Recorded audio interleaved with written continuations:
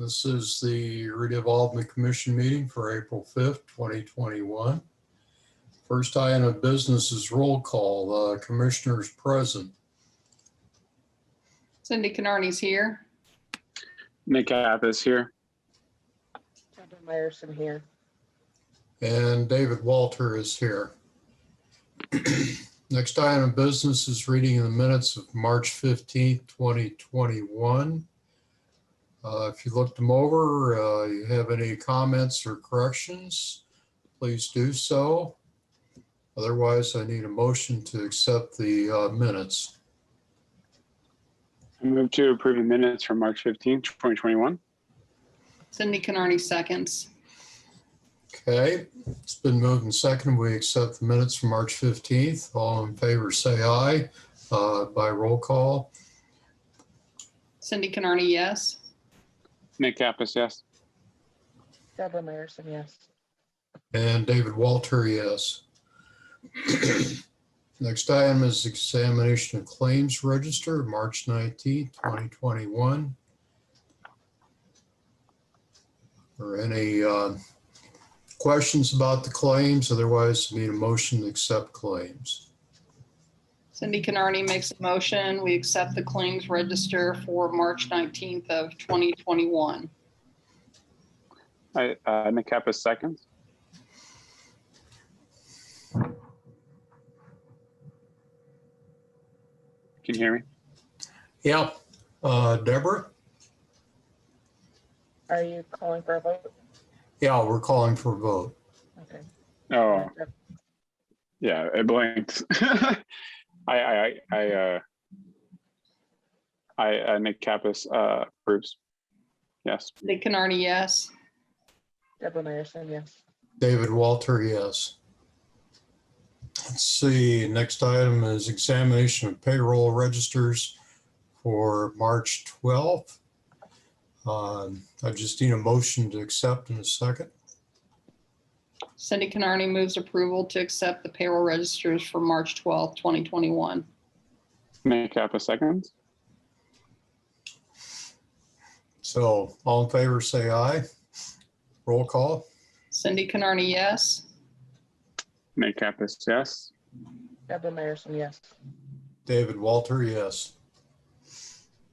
Okay, report of officers and committees. I did not ask for a listing of staff. I figured that staff would come forward with their reports. So, director's report.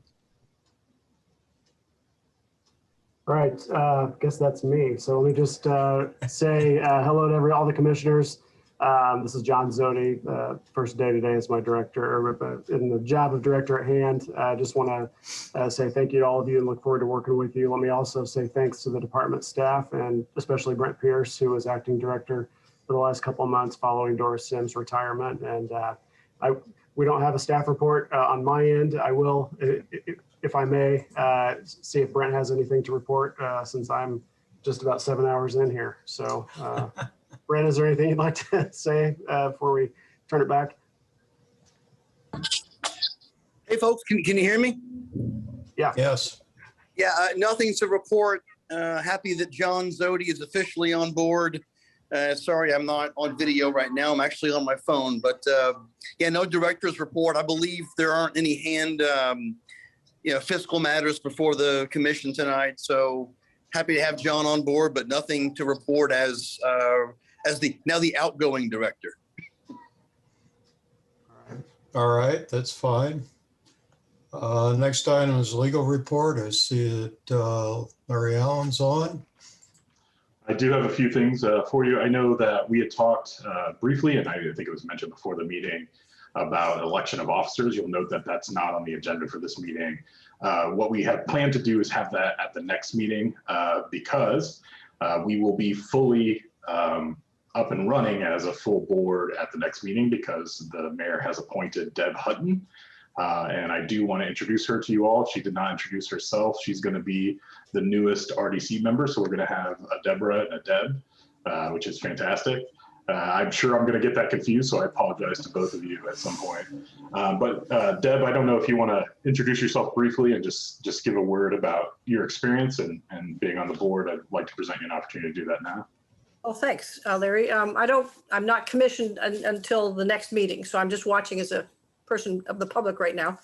I've just finished about 4 or 5 years on the Bloomington Historic Commission. I'm also co-president of the Matlock Heights Neighborhood Association and Historic District, so I've helped guide it through the conservation and historic development stages. And I've been on the Lotus board. I'm on the advisory board now, but I've been all through the Lotus board for 6 years, including one as president. So, and then at the Unitarian Universalist Church, been on the board a couple of times and done a million things with it. And also on the CJAM, if some of you know that, the Community Justice and Mediation Center. I'm an apprentice or now associate mediator, plus on the development committee, and the Susie's Place Diversity, Inclusion, and Equity Committee. So a variety of things. I'm also retired from IU from the global school, but I'm working part-time, filling some gaps for my old Center for the Study of Global Change. So enjoying working with young people and they keep me hopping. So delighted to learn how to be on your committee and your commission. And I'm sure I'll have a million questions for the staff each time until I learn the ropes, but looking forward to it starting next meeting. Well, thank Welcome, you. Deb. Thanks. Yeah, thank you very much. Appreciate that. Let's see, what's next? Larry, did you have anything else to add to your report? Yeah, just one more item. I do want to note just an update to the exhibit for Resolution 2119.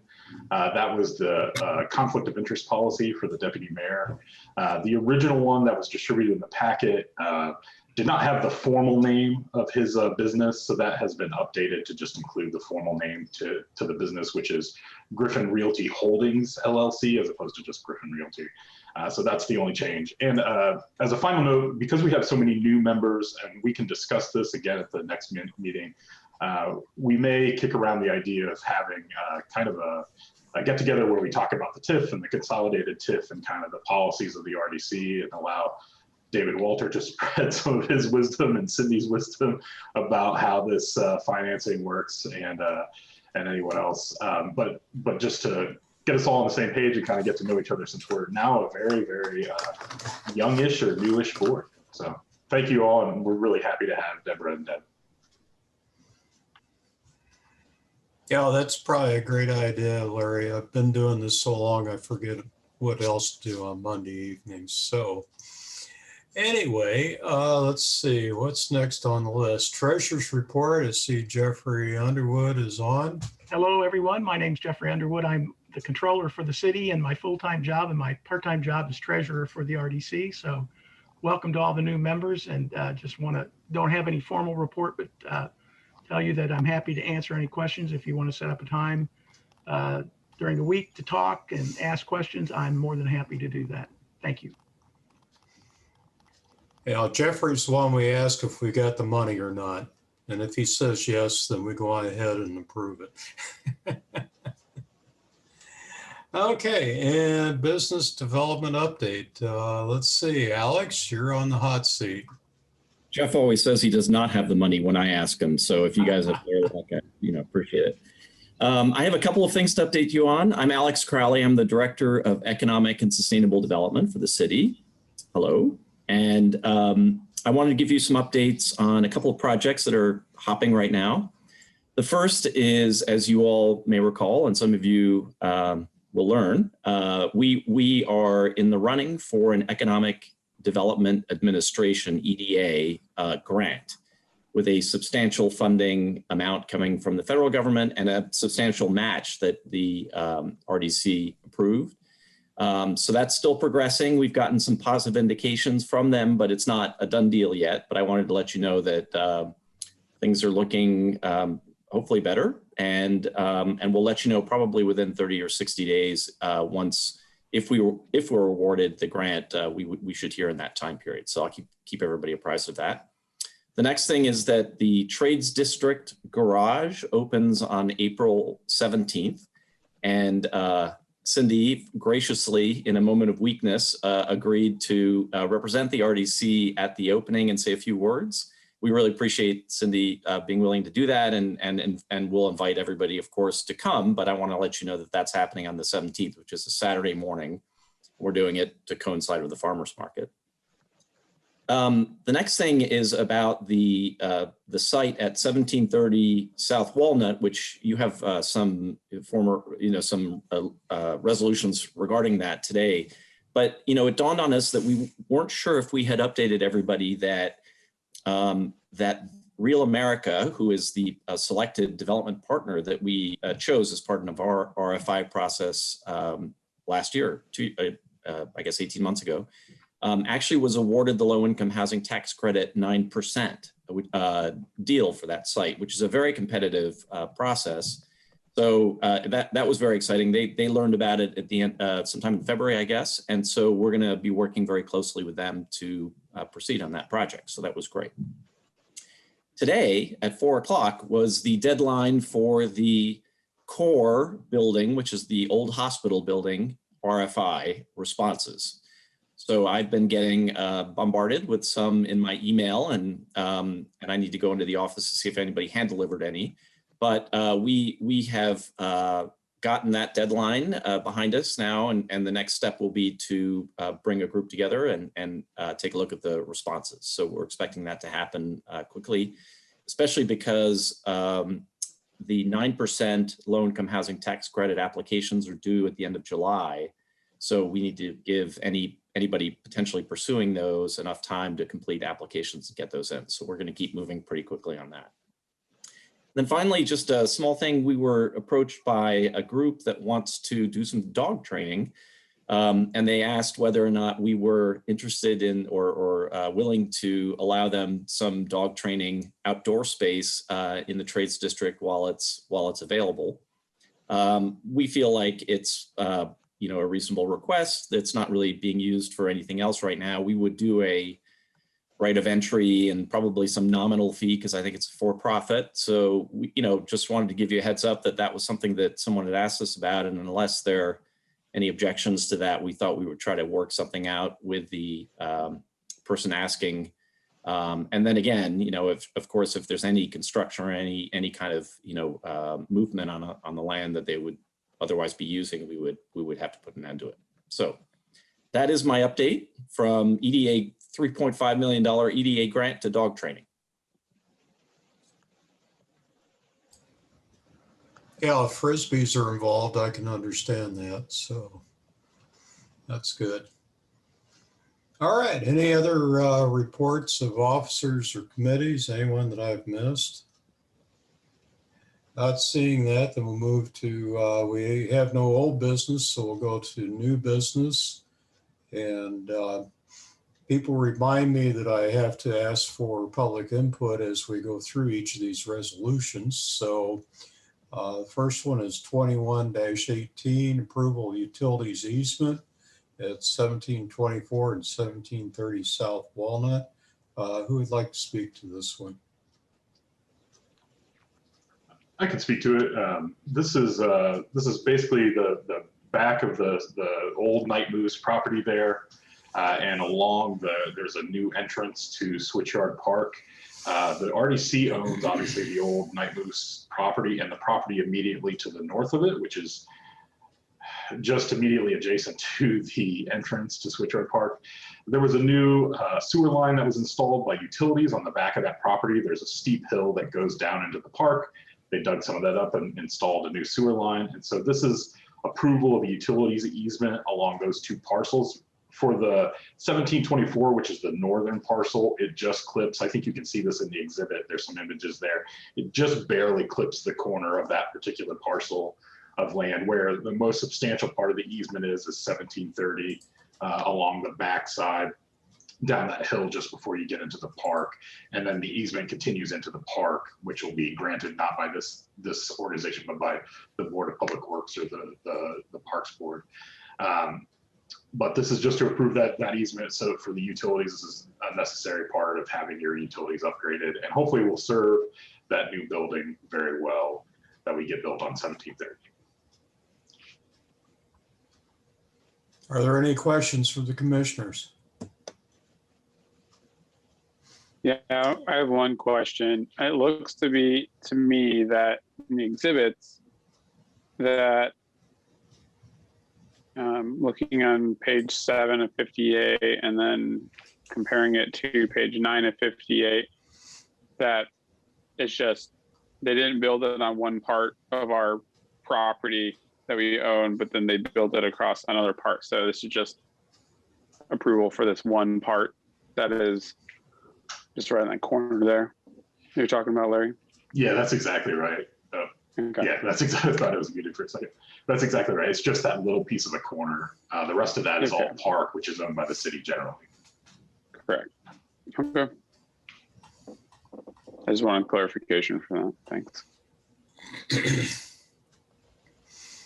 Yeah, and then I have a question. Once this easement is granted, this is only for drainage, sanitary sewer, or can other utilities be put in this same easement in the future? It would be available to CBU to put other utilities in there. With any other kind of utility provider, we'd have to strike a new agreement, possibly in conjunction with CBU to use that same space. But if CBU wanted to put, as long as it complied with state code, of course, a water line that was adjacent to it, there's different codes about the height of the lines and what can go in there. They could do that. They could use this easement to do that. I don't know if we anticipate that at this point, though. I think that this is mainly just for the new sewer line. And the way this bisects the lot, that's not going to be an issue for future development of the parcels, correct? That's right. So this actually, kind of as I mentioned, this is more to the back of the parking lot of the old Night Move site where the Meineke is as well. And so it's actually kind of on or down a hill. It's not really property that you would want to target if you were going to develop this parcel anyways. It's kind of tucked out of the way. I don't know. What I can't answer for you is that measurement, how far it would go into the parking lot. But I know that we had talked to Real America, and this wasn't a part that they were interested in developing anyhow. So we were trying to coordinate that. Yeah, as you say, it drops off quite a bit towards, there's a drainage area back behind there, Clear Creek. So this is probably not buildable without a lot of work anyway. Okay, questions from the public concerning this? Hearing none, then I need a motion and second for resolution 21-18. I move approval of resolution 21-18. Cindy Canarney seconds. Having heard a motion and a second for the passage of the resolution by roll call, indicate if you're in favor of this. Cindy Canarney, yes. Nick Kappas, yes. Deborah Meyerson, yes. David Walter, yes. Motion has passed. Let's move to the next item on the agenda, and this is the conflict of interest policy for Deputy Mayor Donald Griffin, which I understand only has had one change, which is to better define Mr. Griffin's business. And has everyone had an opportunity to read through this? Are there any questions from commissioners about the conflict of interest policy?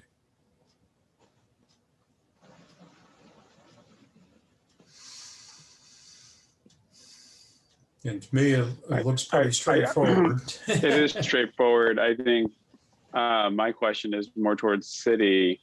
Like, we're okay, RDC is okay not utilizing his services, but I just want to make sure that the city as well understands, like, we're not going to utilize the services. And if there's any like 2-3 degrees away, I feel like that's still a conflict of interest. Does that make sense, Larry? Can you give me a for instance, Nick? I don't know if I'm totally following you. I think I know what you mean, but I don't want to guess. Yeah, so it looks like to me. Okay, let me ask this: for definition purposes of city, or is city meaning city of Bloomington? That's correct. So, Yeah. so it's all encompassing. Okay, it's all encompassing. It's all encompassing. So it's city and any affiliated entities. And there is obviously there's a provision that if for some reason it becomes unavoidable to use the company for something, that there's a process of review built into this particular policy. So it would have to be signed off on not only by the Office of the Mayor, the Controller's Office, and the Legal Department, which includes our ethics conflict person, which is Barbara McKinney, and Corporation Counsel Philippa Guthrie. So we did want to provide something there, just in case there is something where there's a couple of degrees of separation or question, and there's still some sort of relationship. But as you'll see, the policy on Exhibit A2, this is going to be passed and considered by different entities that we think the most likely entities that would be involved in the purchasing or selling of property. So not only includes the city broadly, but the Redevelopment Commission, the Board of Public Works, Public Transportation Commission Board, the BHA, Park Commissioners, and then the Utility Service Board. So all of those entities will all consider it at their meeting and adopt this policy as it pertains to our new deputy mayor. Not Plan Commission. You know, the Plan Commission is not labeled on here, but I don't know. I'll ask. I'll check and see if it is. I mean, that would typically apply to the city of Bloomington at large, broadly, if we were going to use it. I don't know that the Plan Commission itself has the authority to buy and sell property. I don't think they do. Yeah. So Yeah, especially Nick, we tried to identify all the bodies that would approve contracts. So the Plan Commission is not one of those. Okay. All right, cool. Thank you. Sorry for the hard questions.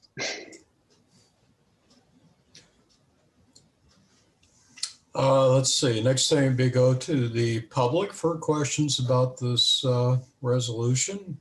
Is there any person from the public who wishes to discuss this resolution? Finding none, then it goes back to the commissioners. I need a motion and a second. Cindy Canarney motions, we approve resolution 21-19. And Kappa seconds. It's been moved and seconded. All in favor, say aye by roll call. Cindy Canarney, yes. And Kappas, yes. Deborah Meyerson, yes. David Walter, yes. Resolution 2119 passes. We'll move on to resolution 21-20. Approval of addendum to contract with FC Tucker Commercial. Who would like to speak to this one? I can start, Larry, and maybe you can clean up the mess that I create. So actually, the next two resolutions are basically more or less the same in that they are addressing items that we want to update in the agreements we have with, in the first case, FC Tucker. We, as you know, have retained FC Tucker to help us with land acquisitions and that sort of thing, and sale dispositions. So we are updating through this resolution the term of the services that they'll provide to include this upcoming term. And then also we are adding a listing agreement with them to help us list the commercial space at the 4th Street Garage. So Larry, I think those are the two key items here. Correct me if I'm wrong. Yeah, that's it. Yeah, just the extension and then the addition of the new property that we brought online, or we will be bringing online this year.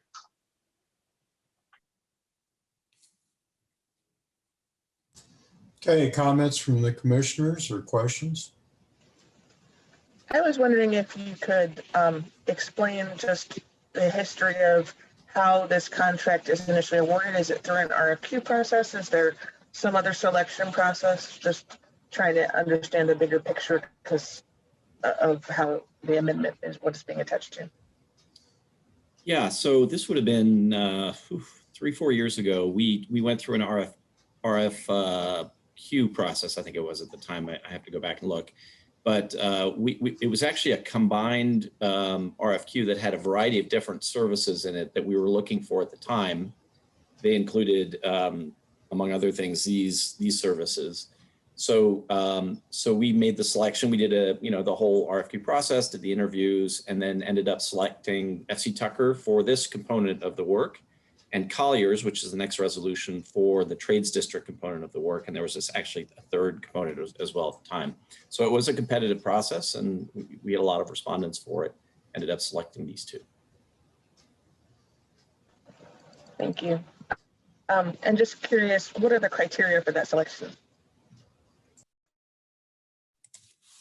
Well, they were different depending on what we were looking for, but in the case of this, we recognized that we would be doing primarily commercial brokering and land acquisition. So we were interested in more of a commercial focus for this particular activity.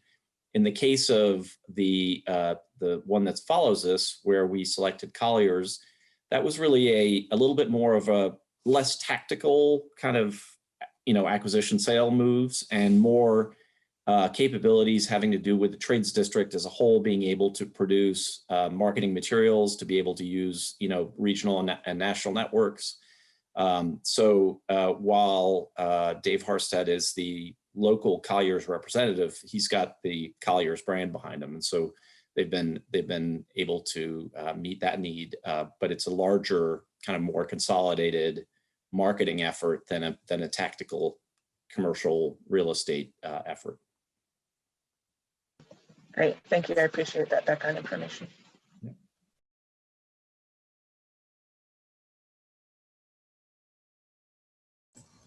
Well, as they say, the proof is in the pudding. How successful would you say that Tucker and Colliers have been in identifying potential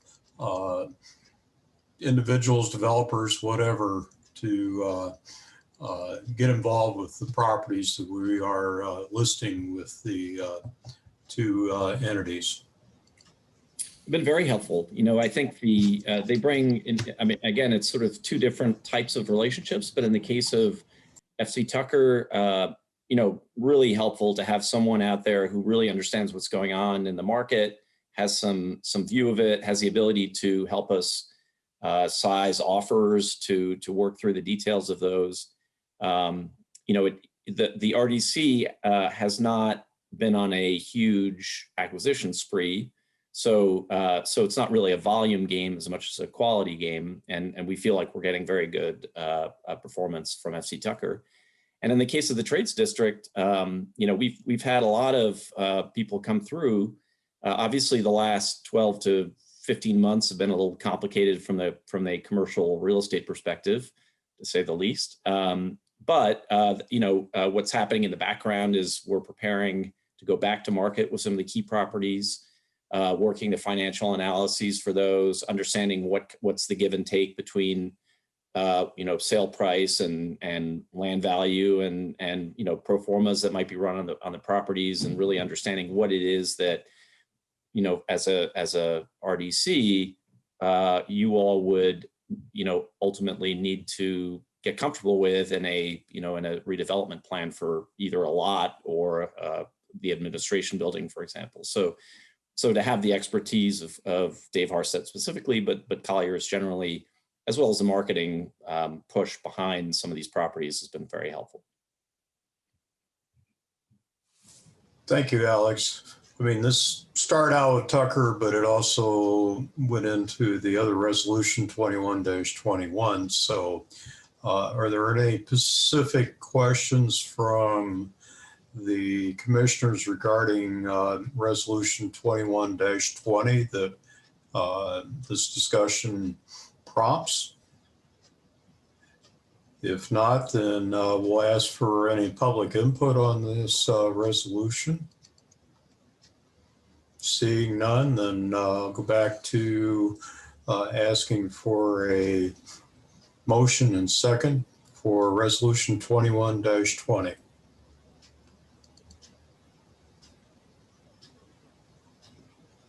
This is Cindy Canarney. I make a motion that we accept resolution 21-20. This is Nick Kappas, second. It's been moved and seconded. We adopt resolution 21-20. All in favor, say aye by roll call. Cindy Canardi, yes. Nick Kappas, yes. Deborah Meyerson, yes. David Walter, yes. Okay, resolution 21-20 passes. The next one is resolution 21-21. Alex touched on some of that. Are there any particular questions that the commissioners have about resolution 21-21 and the contract with Colliers International? Seeing none, we'll move to public input on any of these.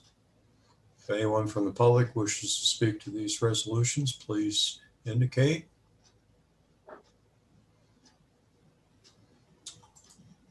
And don't see anything there. So going back to the commissioners, I need a motion and a second for resolution 21-21.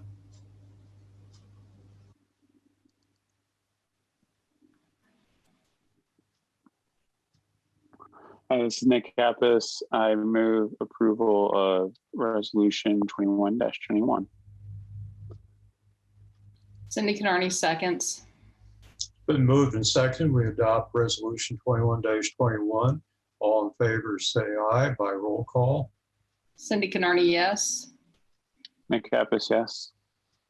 Deborah Meyerson, yes. David Walter, yes. Resolution 21-21 is passed. Next item of business is business and general discussion. Anyone from the staff that would like to speak up here? No? Gee, I can't believe it. John Zodi doesn't have something to say after his first redevelopment commission meeting. That's okay. I guess we'll have lots to say, but just not tonight.